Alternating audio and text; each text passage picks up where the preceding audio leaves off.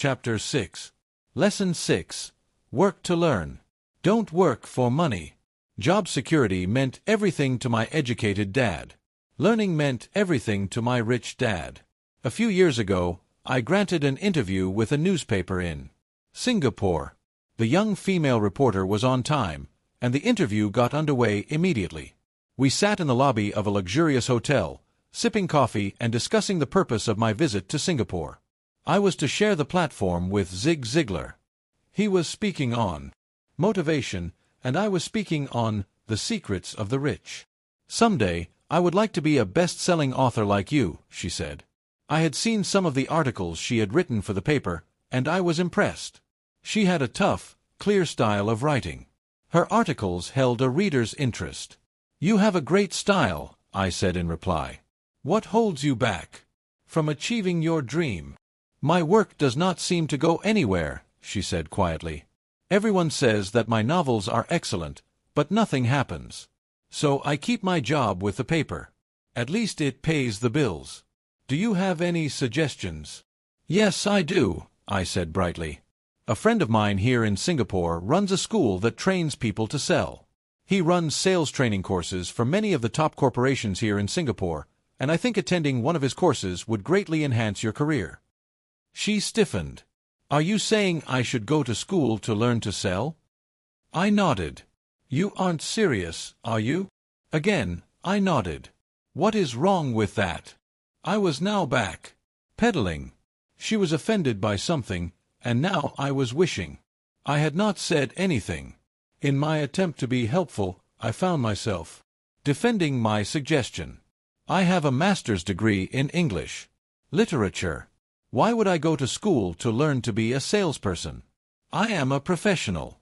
I went to school to be trained in a profession so I would not have to be a salesperson. I hate salespeople. All they want is money.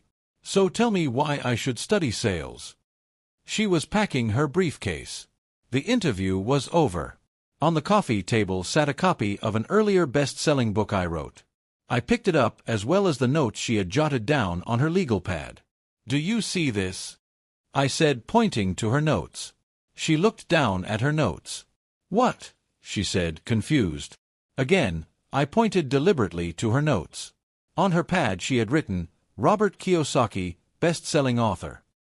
"It says best-selling author, not best-writing author," I said quietly.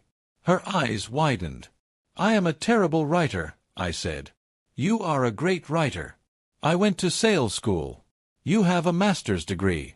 Put them together and you get a best-selling author and a best-writing author." Anger flared from her eyes. "I'll never stoop so low as to learn how to sell. People like you have no business writing. I am a professionally trained writer and you are a salesman. It is not fair," she fumed. She put the rest of her notes away and hurried out through the large glass doors into the humid Singapore morning. At least she gave me a fair and favorable write-up the next morning. The world is filled with smart, talented, educated, and gifted people. We meet them every day. They are all around us. A few days ago, my car was not running well. I pulled into a garage, and the young mechanic had it fixed in just a few minutes. He knew what was wrong by simply listening to the engine. I was amazed. I am constantly shocked at how little talented people earn. I have met brilliant, highly educated people who earn less than $20,000 a year. A business consultant who specializes in the medical trade was telling me how many doctors, dentists, and chiropractors struggle financially. All this time, I thought that when they graduated, the dollars would pour in. It was this business consultant who gave me the phrase, "They are one skill away from great wealth." What this phrase means is that most people need only to learn and master one more skill and their income would jump exponentially. I have mentioned before that financial intelligence is a synergy of accounting, investing, marketing, and law. Combine those four technical skills and making money with money is easier than most people would believe. When it comes to money, the only skill most people know is to work hard. The classic example of a synergy of skills was that young writer for the newspaper. If she diligently learned the skills of sales and marketing, her income would jump dramatically. If I were her, I would take some courses in advertising copywriting as well as sales. Then, instead of working at the newspaper, I would seek a job at an advertising agency. Even if it were a cut in pay, she would learn how to communicate in shortcuts that are used in successful advertising. She also would spend time learning public relations, an important skill. She would learn how to get millions in free publicity. Then, at night and on weekends, she could be writing her great novel. When it was finished, she would be better able to sell her book. Then, in a short while, she could be a best-selling author. When I came out with my first book, If You Want to Be Rich and Happy, Don't Go to School, a publisher suggested I change the title to The Economics of Education. I told the publisher that, with a title like that, I would sell 2 books, one to my family and one to my best friend. The problem is that they would expect it for free. The obnoxious title, If You Want to Be Rich and Happy, Don't Go to School, was chosen because we knew it would get tons of publicity. I am pro-education and believe in education reform. If I were not pro-education, why would I continue to press for changing our antiquated educational system? So I chose a title that would get me on more TV and radio shows, simply because I was willing to be controversial. Many people thought I was a fruitcake, but the book sold and sold. When I graduated from the U.S. Merchant Marine Academy in 1969, my educated dad was happy.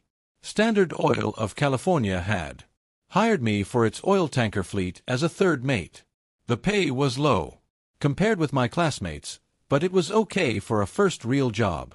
After college, my starting pay was about $42,000 a year, including overtime, and I only had to work for 7 months. I had 5 months of vacation.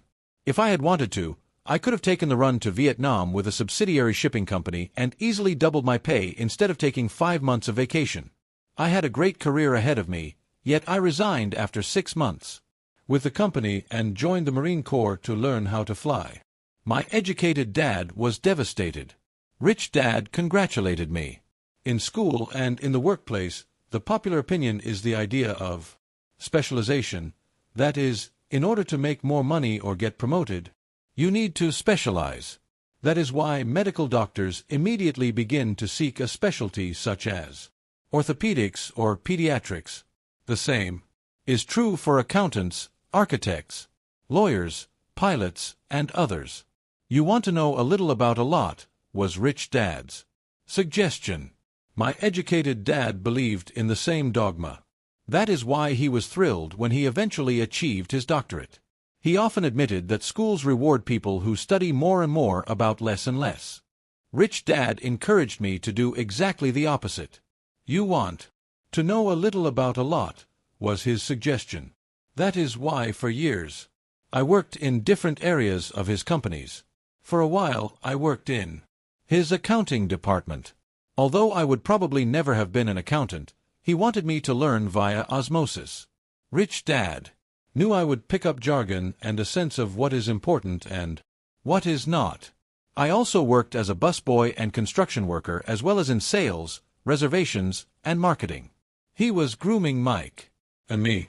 That is why he insisted we sit in on the meetings with his bankers, lawyers, accountants, and brokers. He wanted us to know a little about every aspect of his empire. When I quit my high-paying job with Standard Oil, my educated dad had a heart-to-heart talk with me. He was bewildered. He could not understand my decision to resign from a career that offered high pay, great benefits, lots of time off, and opportunity for promotion. When he asked me one evening, "Why did you quit?" I could not explain it to him, though I tried hard to. My logic did not fit his logic. The big problem was that my logic was my rich dad's logic. Job security meant everything to my educated dad. Learning meant everything to my rich dad. Educated dad thought I went to school to learn to be a ship's officer. Rich Dad knew that I went to school to study international trade. So as a student, I made cargo runs, navigating large freighters, oil tankers, and passenger ships to the Far East and the South Pacific. Rich Dad emphasized that I should stay in the Pacific instead of taking ships. to Europe because he knew that the emerging nations were in Asia, not Europe. While most of my classmates, including Mike, were partying at their fraternity houses, I was studying trade, people, business styles, and cultures in Japan, Taiwan, Thailand, Singapore, Hong Kong, Vietnam, Korea, Tahiti, Samoa, and the Philippines. I was partying also, but it was not in any frat house. I grew up rapidly. Educated Dad just could not understand why I decided to quit and join the Marine Corps. I told him I wanted to learn to fly, but really, I wanted to learn to lead troops. Rich Dad explained to me that the hardest part of running a company is managing people. He had spent 3 years in the Army. My educated dad was draft exempt.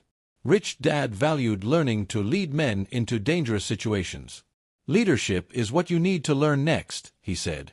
If you're not a good leader, you'll get shot in the back, just like they do in business. Returning from Vietnam in 1973, I resigned my commission, even though I loved flying. I found a job with Xerox Corporation. I joined it for one reason, and it was not for the benefits. I was a shy person, and the thought of selling was the most frightening subject in the world. Xerox has one of the best sales training programs in America. Rich Dad was proud of me. My educated dad was ashamed. Being an intellectual, he thought that salespeople were below him. I worked with Xerox for 4 years until I overcame my fear of knocking on doors and being rejected. Once I could consistently be in the top 5. In sales, I again resigned and moved on, leaving behind another great career with an excellent company. JOB is an acronym for Just Over Broke. In 1977, I formed my first company. Rich Dad had groomed Mike and me to take over companies, so I now had to learn to form them and put them together. My first product, the nylon and Velcro wallet, was manufactured in the Far East and shipped to a warehouse in New York, near where I had gone to school. My formal education was complete, and it was time to test my wings. If I failed, I would go broke. Rich Dad thought it best to go broke before 30. You still have time to recover, was his advice. On the eve of my 30th birthday, my first shipment left Korea for New York. Today, I still do business internationally. And as my rich dad encouraged me to do, I keep seeking the emerging nations. Today, my investment company invests in South American countries and Asian countries, as well as in Norway and Russia. There is an old cliché that goes, JOB is an acronym for Just Over Broke. Unfortunately, I would say that applies to millions of people. Because school does not think financial intelligence is an intelligence, most workers live within their means. They work and they pay the bills. There is another horrible management theory that goes, workers work hard enough to not be fired, and owners pay just enough so that workers won't quit. And if you look at the pay scales of most companies, again I would say there is a degree of truth to that statement. The net result is that most workers never get ahead. They do what they've been taught to do, get a secure job. Most workers focus on working for pay and benefits that reward them in the short term, but are often disastrous in the long run. Instead, I recommend to young people to seek work for what they will learn more than what they will earn. Look down the road at what skills they want to acquire before choosing a specific profession, and before getting trapped in the rat race. Once people are trapped in the lifelong process of bill paying, they become like those little hamsters running around in those metal wheels. Their little furry legs are spinning furiously, the wheel is turning furiously, but come tomorrow morning, they'll still be in the same cage. Great job. In the movie Jerry Maguire starring Tom Cruise, there are many great one-liners. Probably the most memorable is, "Show me the money." But there is one line I thought most truthful. It comes from the scene where Tom Cruise is leaving the firm. He has just been fired, and he is asking the entire company, "Who wants to come with me?" And the whole place is silent and frozen. Only one woman speaks up and says, "I'd like to, but I'm due for a promotion in 3 months." That statement is probably the most truthful statement in the whole movie. It is the type of statement that people use to keep themselves busy, working away to pay bills. I know my educated dad looked forward to his pay raise every year, and every year he was disappointed. So he would go back to school to earn more qualifications so he could get another raise. Then, once again, there would be another disappointment. The question I often ask people is, where is this daily activity taking you? Just like the little hamster, I wonder if people look at where their hard work is taking him. What does the future hold? In his book, The Retirement Myth, Craig S. Carpel writes, I visited the headquarters of a major national pension consulting firm and met with a managing director who specializes in designing lush retirement plans for top management. When I asked her what people who don't have corner offices will be able to expect in the way of pension income, she said with a confident smile, the silver bullet. What, I asked, is the silver bullet? She shrugged and said, if baby boomers discover they don't have enough money to live on when they're older, they can always blow their brains out. Carpel goes on to explain the difference between the old defined benefit retirement plans and the new 401k plans that are riskier. It is not a pretty picture for most people working today. And that is just for retirement. Add medical fees and long-term nursing home care, and the picture is frightening. Already, many hospitals in countries with socialized medicine need to make tough decisions such as who will live and who will die. They make those decisions purely on how much money they have and how old the patients are. If the patient is old, they often will give the medical care to someone younger. The older poor patient gets put to the back of the line. Just as the rich can afford better education, the rich will be able to keep themselves alive, while those who have little wealth will die. So I wonder, are workers looking into the future or just until their next paycheck, never questioning where they are headed?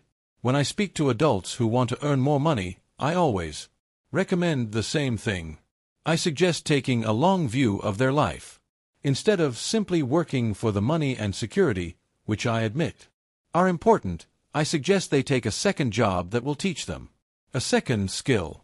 Often I recommend joining a network marketing company, also called multilevel marketing, if they want to learn sales skills. Some of these companies have excellent training programs that help people get over their fear of failure and rejection, which are the main reasons people are unsuccessful. Education is more valuable than money in the long run. When I offer this suggestion, I often hear in response, "Oh, that is too much hassle," or "I only want to do what I am interested in." If they say, "It's too much of a hassle," I ask, "So you would rather work all your life giving 50% of what you earn to the government?" If they tell me, "I only do what I'm interested in," I say, "I'm not interested in going to the gym, but I go because I want to feel better and live longer." Unfortunately, there is some truth to the old statement, you can't teach an old dog new tricks. Unless a person is used to changing, it's hard to change. But for those of you who might be on the fence when it comes to the idea of working to learn something new, I offer this word of encouragement. Life is much like going to the gym. The most painful part is deciding to go. Once you get past that, it's easy. There have been many days I have dreaded going to the gym, but once I am there and in motion, it is a pleasure. After the workout is over, I am always glad I talked myself into going. If you are unwilling to work to learn something new and instead insist on becoming highly specialized within your field, make sure the company you work for is unionized. Labor unions are designed to protect specialists. My educated dad, after falling from grace with the governor, became the head of the teachers' union in Hawaii. He told me that it was the hardest job he ever held. My rich dad, on the other hand, spent his life doing his best to keep his companies from becoming unionized. He was successful. Although the unions came close, Rich Dad was always able to fight them off. Personally, I take no sides because I can see the need for and the benefits of both sides. If you do as school recommends, become highly specialized. Then seek union protection. For example, had I continued with my flying career, I would have sought a company that had a strong pilots' union. Why? Because my life would be dedicated to learning a skill that was valuable in only one industry. If I were pushed out of that industry, my life skills would not be as valuable to another industry. A displaced senior pilot, with 100,000 hours of heavy airline transport time, earning $150,000 a year, would have a hard time finding an equivalent high-paying job teaching in school. Skills do not necessarily transfer from industry to industry. Skills the pilots are paid for in the airline industry are not as important in, say, the school system. The same is true even for doctors today. With all the changes in medicine, many medical specialists are needing to conform to medical organizations such as HMOs. School teachers definitely need to be union members. Today in America, the teachers' union is the largest and the richest labor union of all. The NEA, the National Education Association, has tremendous political clout. Teachers need the protection of their union because their skills are also of limited value to an industry outside of education. So the rule of thumb is, highly specialized, then unionize. It's the smart thing to do. When I ask the classes I teach, how many of you can cook a better hamburger than McDonald's? Almost all the students raise their hands. I then ask, so if most of you can cook a better hamburger, how come McDonald's makes more money than you? The answer is obvious. McDonald's is excellent at business systems. The reason so many talented people are poor is because they focus on building a better hamburger and know little to nothing about business systems. A friend of mine in Hawaii is a great artist. He makes a sizable amount of money. One day his mother's attorney called to tell him that she had left him $35,000. That is what was left of her estate after the attorney and the government took their shares. Immediately, he saw an opportunity to increase his business by using some of this money to advertise. 2 months later, his first 4-color full-page ad appeared in an expensive magazine that targeted the very rich. The ad ran for 3 months. He received no replies from the ad, and all of his inheritance is now gone. He now wants to sue the magazine for misrepresentation. This is a common case of someone who can build a beautiful hamburger, but knows little about business. When I asked him what he learned, his only reply was, advertising salespeople are crooks. I then asked him if he would be willing to take a course in sales and a course in direct marketing. His reply, I don't have the time and I don't want to waste my money. The world is filled with talented poor people. All too often they're poor or struggle financially or earn less than they are capable of, not because of what they know, but because of what they do not know. They focus on perfecting their skills at building a better hamburger, rather than the skills of selling and delivering the hamburger. Maybe McDonald's does not make the best hamburger, but they are the best at selling and delivering a basic average burger. Poor Dad wanted me to specialize. That was his view on how to be paid more. Even after being told by the governor of Hawaii that he could no longer work in state government, my educated dad continued to encourage me to get specialized. Educated Dad then took up the cause of the teachers' union, campaigning for further protection and benefits for these highly skilled and educated professionals. We argued often, but I know he never agreed that overspecialization is what caused the need for union protection. He never understood that the more specialized you become, the more you are trapped and dependent on that specialty. Rich Dad advised that Mike and I groom ourselves. Many corporations do the same thing.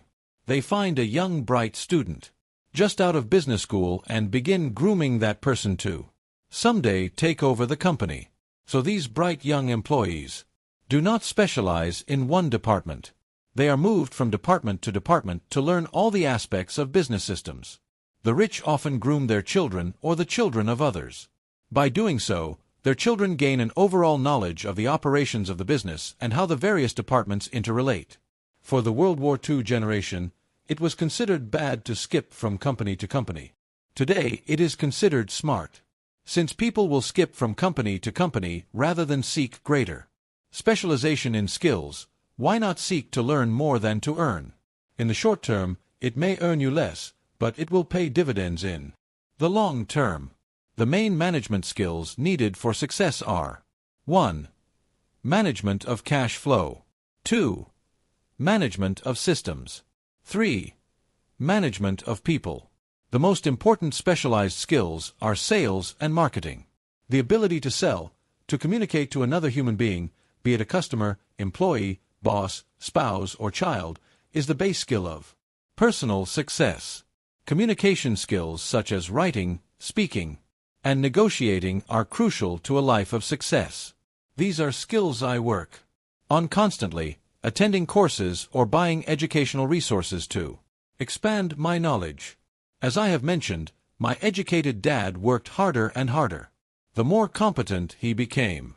He also became more trapped the more specialized he got.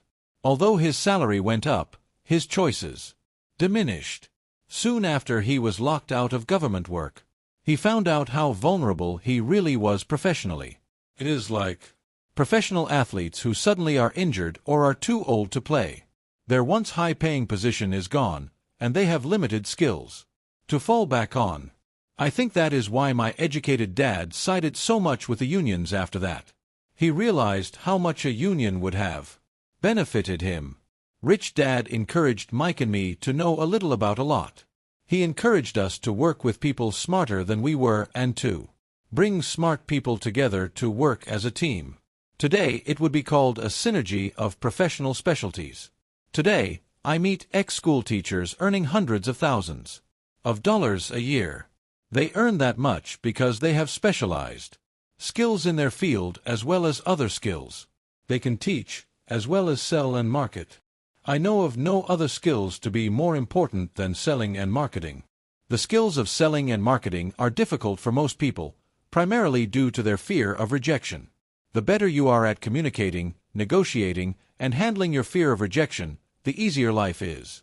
Just as I advised that newspaper writer who wanted to become a best-selling author, I advise anyone else today. Being technically specialized has its strengths as well as its weaknesses. I have friends who are geniuses, but they cannot communicate effectively with other human beings and, as a result, their earnings are pitiful. I advise them to just spend a year learning to sell. Even if they earn nothing, their communication skills will improve. And that is priceless. In addition to being good learners, sellers, and marketers, we need to be good teachers as well as good students. To be truly rich, we need to be able to give as well as to receive. In cases of financial or professional struggle, there is often a lack of giving and receiving. I know many people who are poor because they are neither good students nor good teachers. Both of my dads were generous men. Both made it a practice to give first. Teaching was one of their ways of giving. The more they gave, the more they received. One glaring difference was in the giving of money. My rich dad gave lots of money away. He gave to his church, to charities, and to his foundation. He knew that to receive money, you had to give money. Giving money is the secret to most great, wealthy families. That is why there are organizations like the Rockefeller Foundation and the Ford Foundation. These are organizations designed to take their wealth and increase it, as well as give it away in perpetuity. My educated dad always said, "When I have some extra money, I'll give it." The problem was that there was never any extra. So he worked harder to draw more money in, rather than focus on the most important law of money, give and you shall receive. Instead, he believed in receive and then you give. In conclusion, I became both dads. One part of me is a hardcore capitalist who loves the game of money making money. The other part is a socially responsible teacher who is deeply concerned with this ever-widening gap between the haves and have-nots. I personally hold the archaic educational system primarily responsible for this growing gap.